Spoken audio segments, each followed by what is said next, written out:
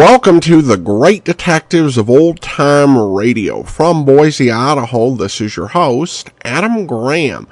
If you have a comment, email it to me at box13@greatdetectives.net. Follow us on Twitter at Radio Detectives and become one of our friends on Facebook, facebook.com/Radio Detectives. Today's program is brought to you by the financial support of our listeners, and you can become one of our ongoing Patreon supporters for as little as $2 per month. And I want to thank Barbara, who became our latest Patreon supporter at the Chief of Detectives level of $30 or more per month. Thank you so much for your support, Barbara. I really appreciate it. And you can also become a one-time supporter, either by going to support.greatdetectives.net or by sending a donation with the Zelle app to box13@greatdetectives.net, or by mail to Adam Graham, P.O. Box 15913, Boise, Idaho 83715. That's P.O. Box 15913, Boise, Idaho 83715. Our Listener's Choice Countdown continues, and we are now to number 8 in the Standard Division, which is Rocky Jordan, a series we began playing last season that people have really enjoyed. The original air date on today's episode is January 16th, 1949, and this one is The Case of the Sleepy Camel. Time now for Rocky Jordan.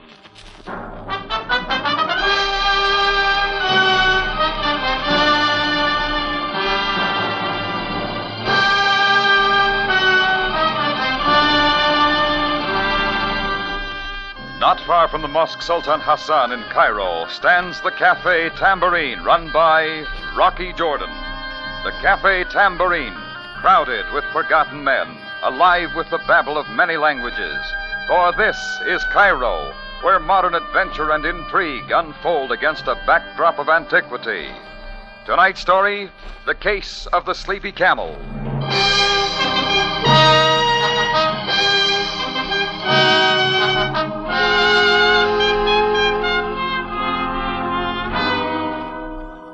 I was standing at the back end of the bar in my Cafe Tambourine during a lull after the lunch hour. A group of tourists lingered at a nearby table, their dragoman holding them spellbound with the usual double talk, his jaws flapping like a burnoose in the comp scene.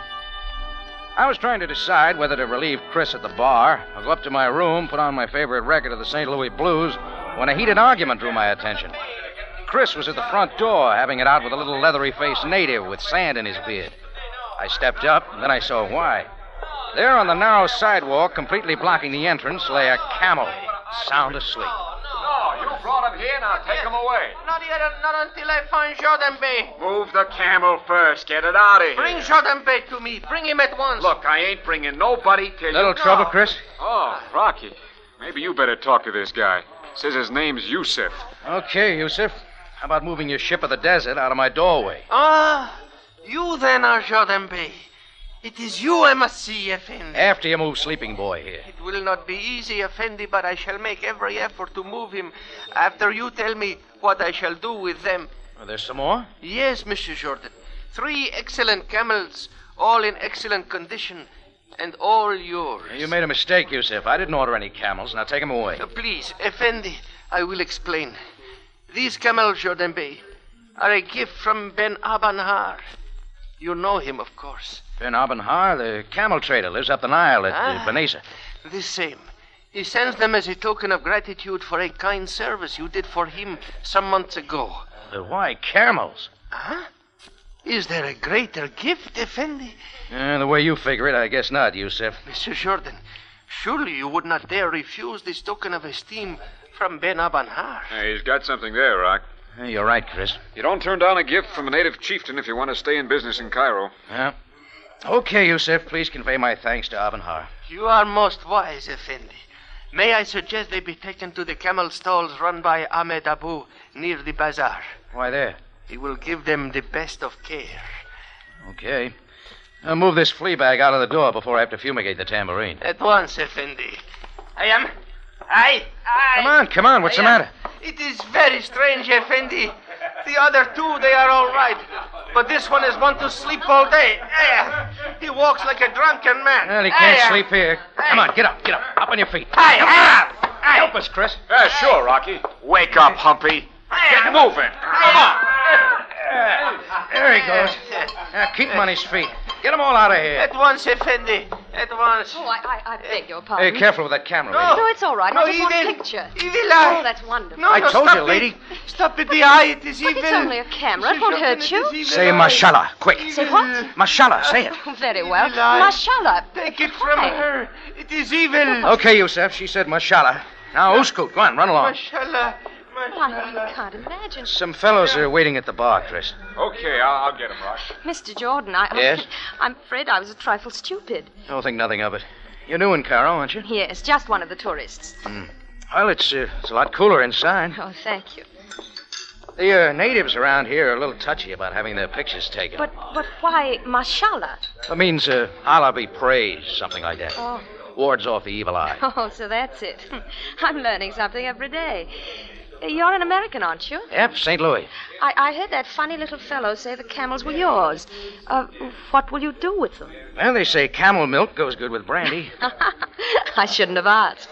Have a drink, Miss... Conway. Claire Conway, Mr. Jordan. The invitation still stands, Miss Conway. Oh, I'm so sorry. My party's gone ahead. I mustn't lose them. Some other time, then. I hope so.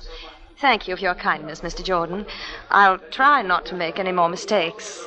Goodbye.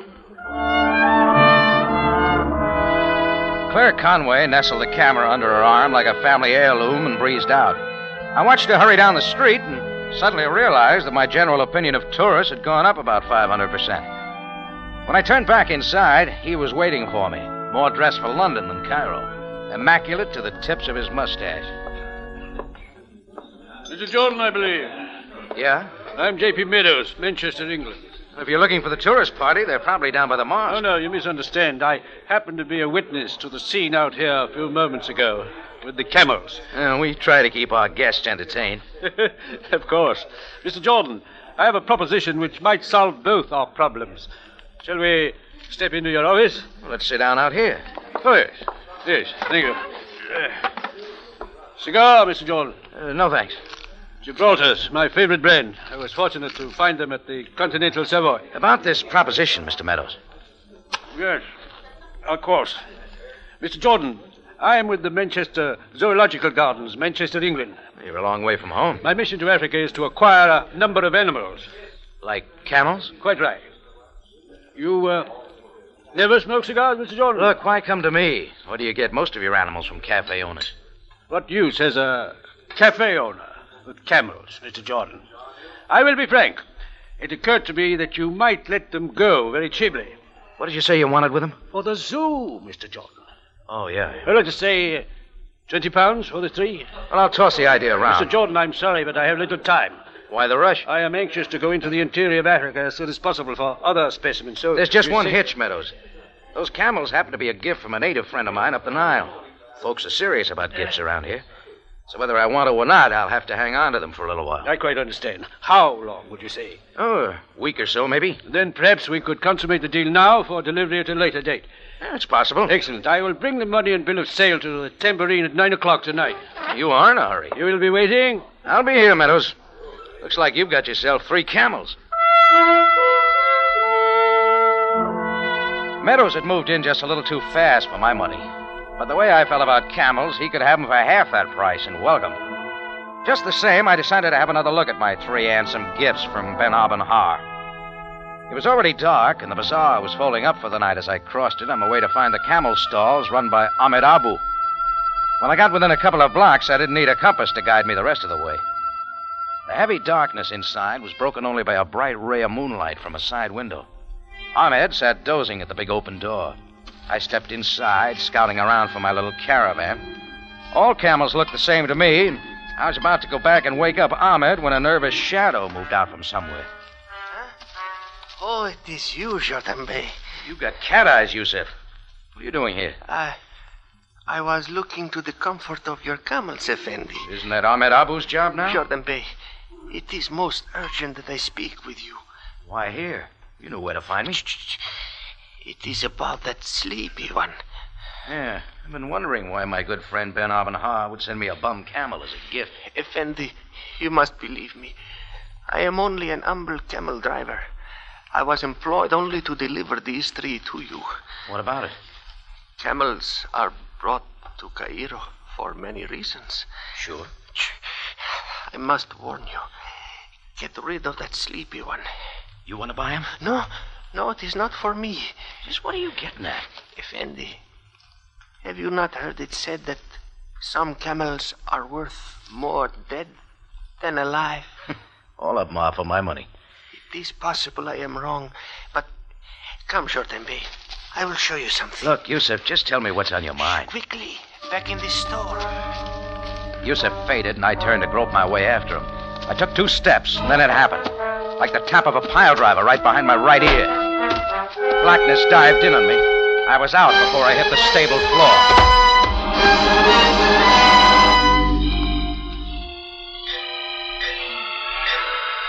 Assorted hammers were working on my head when I finally sat up. I tested my legs, ready for more trouble.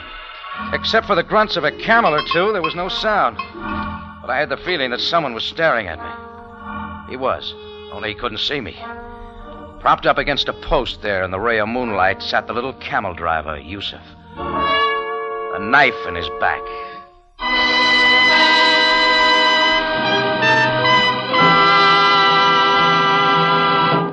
You are listening to The Case of the Sleepy Camel, tonight's adventure with Rocky Jordan. With Joan Fontaine and James Stewart, the original stars, CBS Radio Theater presents Monday night for the first time on the air an adaptation of You Gotta Stay Happy. Presented by radio's favorite dramatic program, You Gotta Stay Happy is sure to have all the flavor of the delightful screen version of this romantic comedy hit. Remember Joan Fontaine and James Stewart on Radio Theater at 6 Pacific Standard Time, Monday evening on CBS.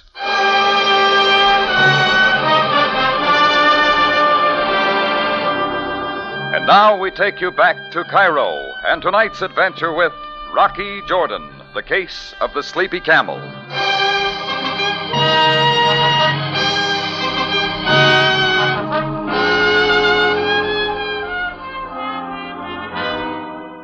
Lots of things happen in Cairo, so I wasn't too surprised when the little driver Yusuf showed up at the front door of the Tambourine with 3 camels. Gifts from my good friend Ben Abenhar. Some other people were more interested than I was, including a lady tourist named Claire Conway and a man from the Manchester, England Zoo named J.P. Meadows. When Meadows offered a price for the camels, I kept him on the hook and decided to check a little. When I went to the camel stalls to have a last look at my 3 pets, Yusuf was there. In quick order, I stopped a sap over the right ear, and Yusuf stopped a knife. It didn't take Sam Savaya of the Cairo police long to move in. Jordan, what are you doing here? You mind taking that flashlight out of my eye, Sam? Jordan, you are hurt.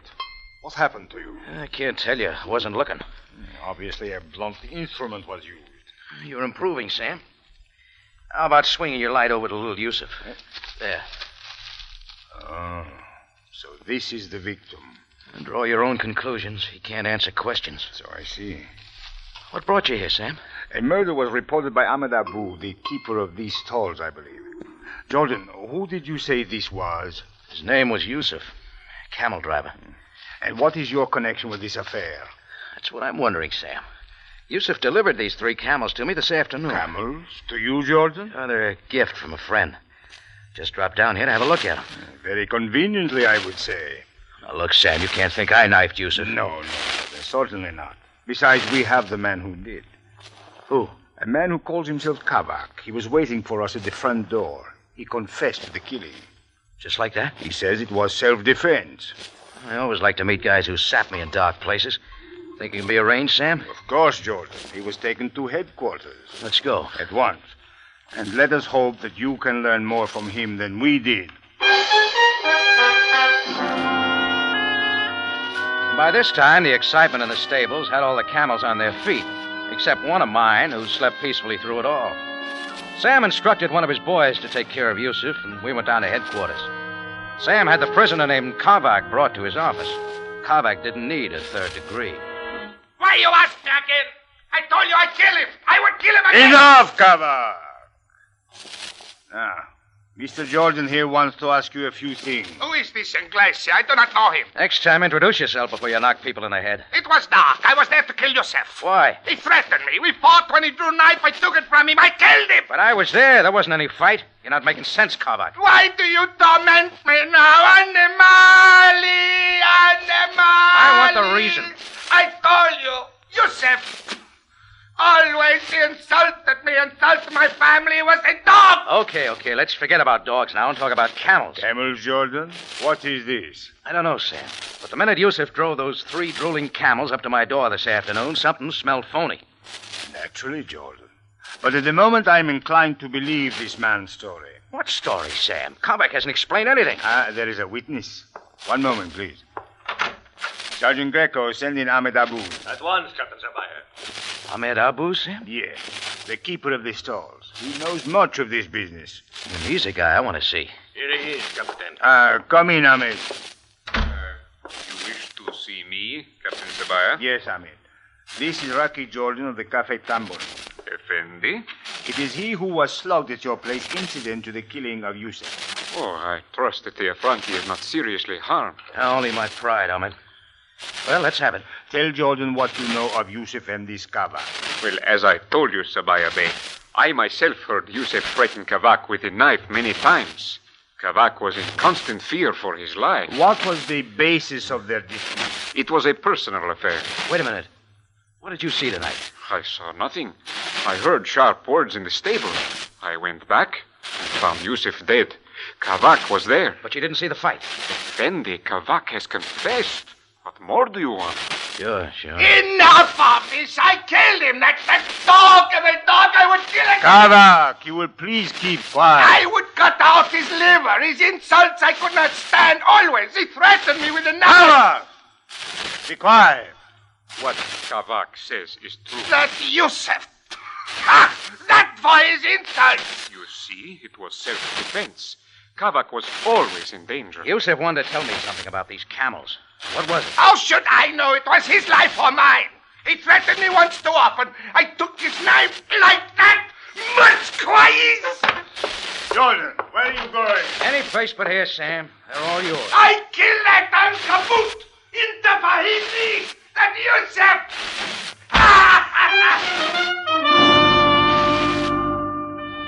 Getting any more sense out of those 2 banshees was like getting a statement from the Sphinx.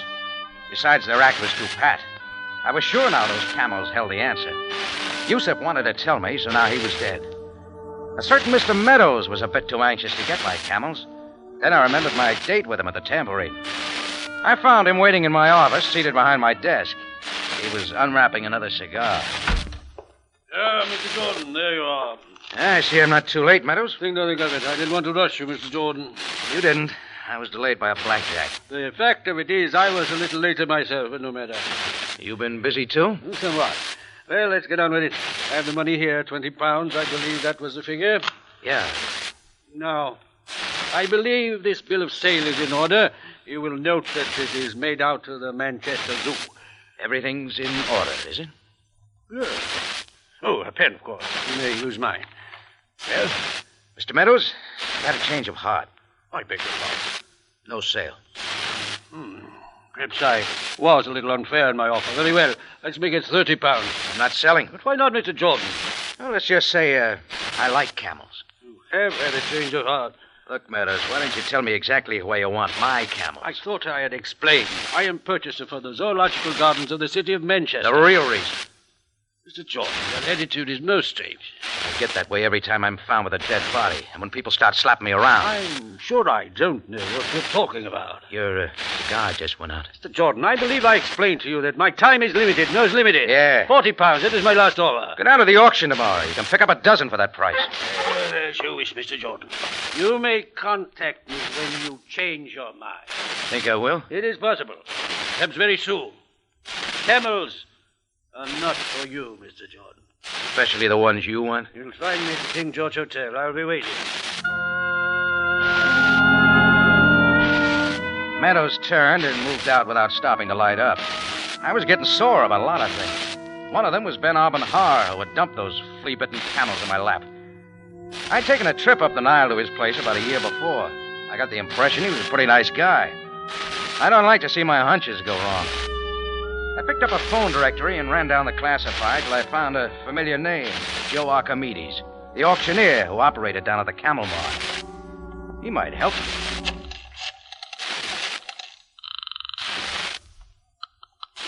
Hello?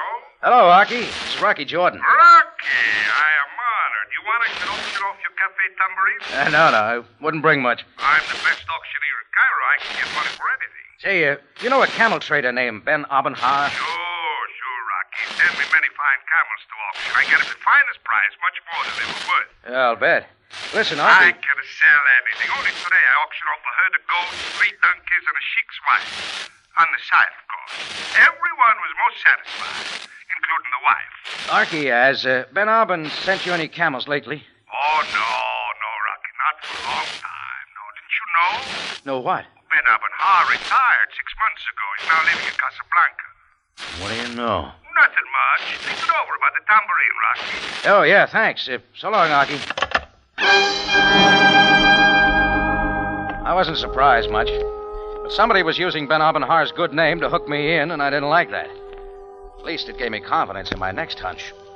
I hunted up a flashlight and set for a return engagement at Ahmed Abu's stable to do some scratching around. I didn't see anything of Ahmed, so I moved on in. I played the light along the stalls and around the barn. A fresh scattering of straw covered the place where Yusuf had died. My camels were still in their stalls. I kicked them. 2 protested, but finally got up. The other stayed where he was, slowly chewing away in his sleep. Even when I pulled back his eyelids, he didn't move. Then I switched off my light quick. Somebody was in the next stall. I backed against the wall, and a figure darted out and toward the front. I was after it. What are you doing here? Come on, let's have it. Stop it. Let me go. No, not yet. Oh, so it's a dame. Turn me loose immediately. Now, let's have a look, lady. Are you in the habit of slapping women around? When they toss me in with murder, I don't draw the line. I don't know what you're talking about. Wait a minute. That face is familiar. Yeah, we met at the tambourine this afternoon. Why, Rocky Jordan. I remember the name, too. Claire Conway. You got lost from your party again. Will you let me go? Stick around, Miss Conway. I want to know what there is about my camels that interests you so much. You're beginning to sound ridiculous. Oh, am I? Just how does a female tourist wind up in a camel stable this time of night? That's my business. Just who are you, Miss Conway? What do you want here? I can't tell you. Maybe you'd like me to tell you. What do you mean? Come on over here. There's something to show you. Mr. Jordan. Huh? Are you sure you know what you're doing? I think so. Take a look at my prize camel. He doesn't want to wake up. Is that unusual? Maybe. He was too sleepy in front of my cafe this afternoon. When we got him up, he walked like he was drunk. What about it? I should have gotten wise right then. He wasn't drunk, he was doped. Narcotics, Miss Conway. Why would anyone feed dope to a camel? Smuggling narcotics in a camel's stomach is nothing new.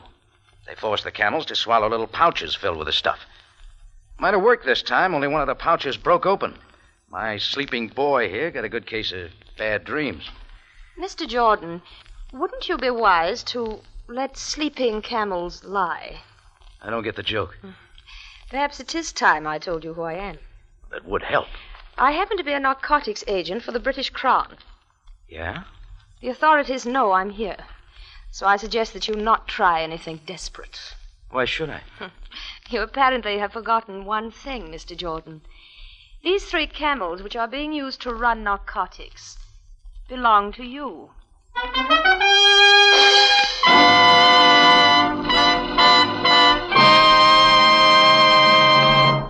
You are listening to The Case of the Sleepy Camel, tonight's adventure with Rocky Jordan. Following You Gotta Stay Happy with Joan Fontaine and James Stewart on Monday night's Radio Theater, you'll want to stay tuned for some of the best comedy on the air, My Friend Irma. No, you won't find Irma a bit smarter when you hear her Monday night at 7, but you will find that she's every bit as funny. Yes, there are those who call her hilarious. So if you want to laugh, hear My Friend Irma following Radio Theater Monday night at 7.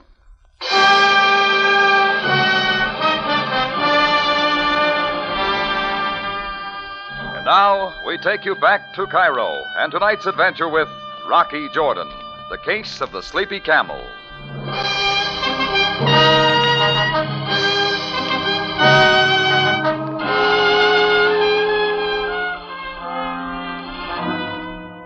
They say camels are dumb animals, but they can get you into lots of trouble. Especially when they come loaded with smuggled narcotics, and they have a pink slip on them bearing your name. Then the dame I'd slapped around there in the camel stables turned out to be a British narcotics agent with a gun under her coat to back her up.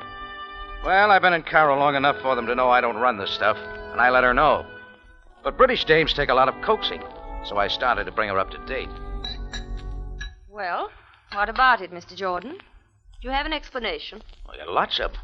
I'm listening. Supposing a smuggling ring wants to get these camels with the dope into Cairo, but they have an idea the agents are waiting for them. Go on. Now, put yourself in their place. What would you do? I'm sure I don't know. You might pick out somebody in Cairo who's got a pretty good reputation for leveling. Like you? Maybe. Then you might deliver the hot camels to this person. That would take the heat off them. The agents would be looking someplace else for the stuff. And then what happens? Then, very casually, somebody steps up and offers to buy the camels. It just becomes a legitimate sale. I was just being used to keep the camels in cold storage for a while. Well, that's an interesting theory. Well, it's better than that. There's a guy who's been trying to buy these camels from me all day. Oh, who is he? Calls himself J.P. Meadows. He's the one you're after. Where can I find him? Stick to me, lady, and we'll both find him. Very well, Mr. Jordan. Shall we go? We left the barn and moved out into the Cairo streets. It was closing in on midnight, and they were empty. J.P. Meadows lived in a small hotel called the King George in the English Quarter, a crumpet's throw from the Esbekia Gardens. His apartment was down the end of a hall, and a light shone under the door. Claire and I didn't stop to knock. We found him on a sofa, draped in a silk smoking jacket, unwrapping a cigar. When he saw us, a question mark covered his face. Well, Jordan, you've come sooner than I expected. Yeah, it surprised me, too. Who's the charming young lady? We haven't met. You will. Meadows had stood up, then he began to move slowly toward a desk. He got halfway to the desk. That's when Claire stopped him by pulling a gun. My name's Claire Conway. We've been just missing each other for some time now. Yes, we have. So you're the man from the Manchester Zoo who is in Cairo to buy camels. Well, at least that's what I told Jordan. Don't blame him if he believed me. I'm such a good liar. He didn't. And I'm not the liar I thought I was. Apparently not. Who did you tell him you were, Miss Conway? A British narcotics officer. Yeah. Is she a good liar, Jordan? No better than you. It figures you're the narcotics officer, and she's the one who was supposed to collect the shipment of stuff. And how did you arrive at that, Mr. Jordan? Ahmed Abu, the stable owner who knows Kavak killed Yusuf because he got wise, tried to get him off on a self-defense angle. And what does that prove? Nothing. But it tells me Ahmed's a phony. And so are you, because you're working together. You see, he's been following us ever since we left the barn to make sure I didn't try to relieve you of your gun. Well, let's make it a foursome, lady. Let's call him in. Why not? Come in, Ahmed. I am here, Miss Conway. Well, Meadows, you wanted to pay me 20 pounds for the camel. Yes, I figured if I had them, the runners would have to come to me and I would be able to find out who they were. Yeah, I'll tell you what I'll do. I'll sell you something you want more for the same price. What's that? Miss Conway. You forget, old man, she's got the gun. Half price, then. Well, that's a very tempting offer. All right, chatterboxes, your fun's over. Now both of you over to the wall. Ahmed, if necessary, use your knife. I am never without it. Now you've got a choice. From my gun or from Ahmed's knife. I don't think you want to kill us, Claire. Ahmed might object. Ahmed does not object, Effendi. Oh, I just thought you might. You see, Buster, if she knocks us off, she's got to do the same to you. Huh? Don't listen to him, Ahmed. It figures you may do a little talking at the wrong time. He's trying hard, Ahmed. Don't fall for it. Just give it a little think, Buster. It's a lot safer for her if you're dead. Shut up, Jordan. Shut up. Perhaps it would be wiser, Miss Conway, if I held your gun. Don't be a fool, Ahmed. Give it to me, Miss Conway. Ahmed. All right, I'll give it to you. She threw 3 slugs at Ahmed's middle, and he twisted up like a piece of wet newspaper. Then he straightened and stumbled forward. He made a grab for Claire, and her finger worked again. That's all that was needed. Both Meadows and I moved, and it turned out to be a football practice with Claire, the dummy. There was a lot of noise for a while, and her language got real colorful. But when it was over, Ahmed was hugging the floor, Meadows was doing likewise to her gun, and I ended up with Claire. It was a nice arrangement. Let me go. Let me go, Jordan. All right, Rocky. I've got her covered. Well, I suppose you two are quite proud of yourselves. 2 big men against 1 woman. Yeah, that's Cairo, lady. Shortage of good-looking dames. Then why are we working against each other? We go awfully well together, Rocky. Sorry, baby. You're already dated. with homicide.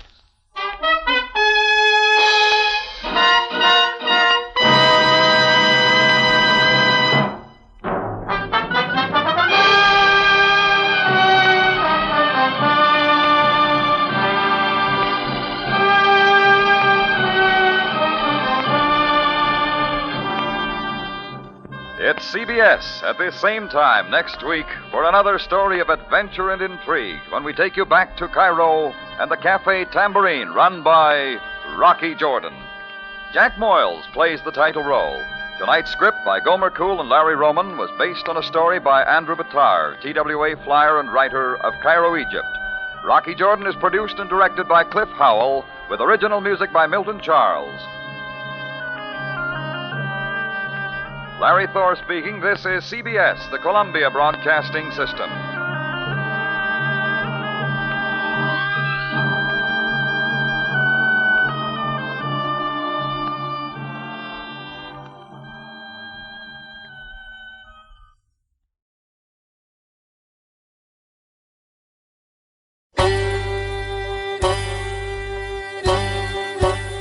Hi, this is Andrew from OTRWesterns.com. I wanted to invite you to come take a look at our site where we put out podcasts of old-time radio westerns. Check us out at OTRWesterns.com. You're listening to The Great Detectives of Old Time Radio with Adam Graham. Now let's get back into the show.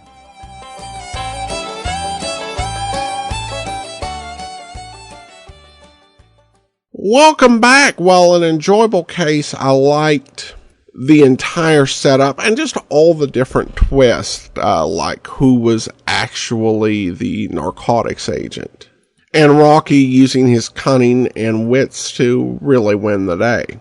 All right, well, listener comments and feedback, and we have a message Barbara sent along.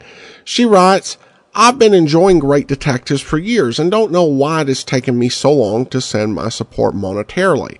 I'm originally from San Francisco, so Candy Matson, Pat Novak, etc. are really fun to listen to. Pat Novak's lines are so funny, my husband and I have to rewind the podcast to hear everything that we missed while busting a gut. I just learned about One Man's Family, and the first episode I listened to was New Year's Eve 1941 and the discussion of entering World War II. Chilling.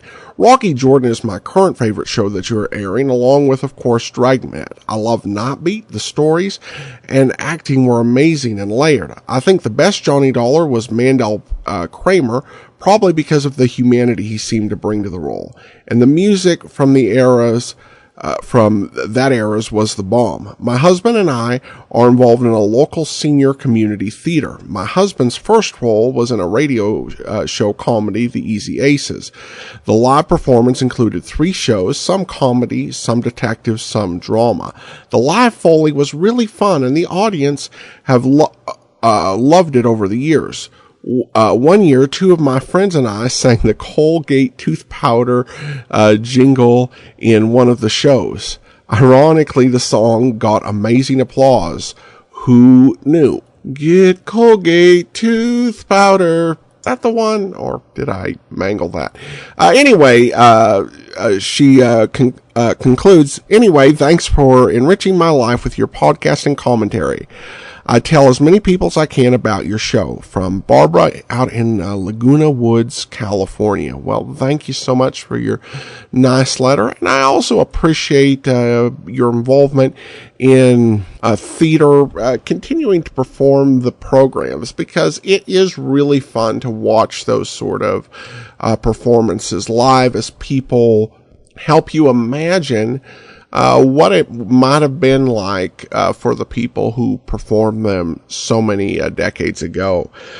I'll never forget, we went to a homeschool convention for the state of Montana, and they had, some athletics, and then they had an academic bowl, and then they had this whole art section, and they had a night for the performing arts. And there was 3 teenagers who were actually from the same part of the state I was, and they got up and they performed from an old Fibber, McGee, and Molly script. And there was this 13-year-old boy playing the role of the Great Gildersleeve.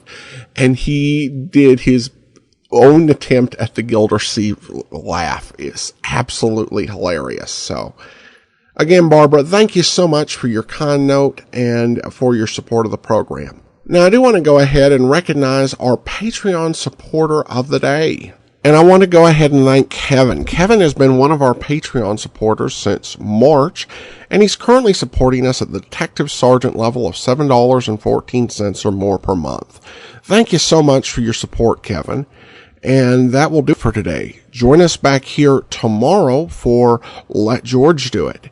And then next Monday, we are back to the short division with number 2 on that countdown. In the meantime, send your comments to box13@greatdetectives.net. Follow us on Twitter at Radio Detectives and become one of our friends on Facebook, facebook.com/Radio Detectives. From Boise, Idaho, this is your host, Adam Graham, signing off.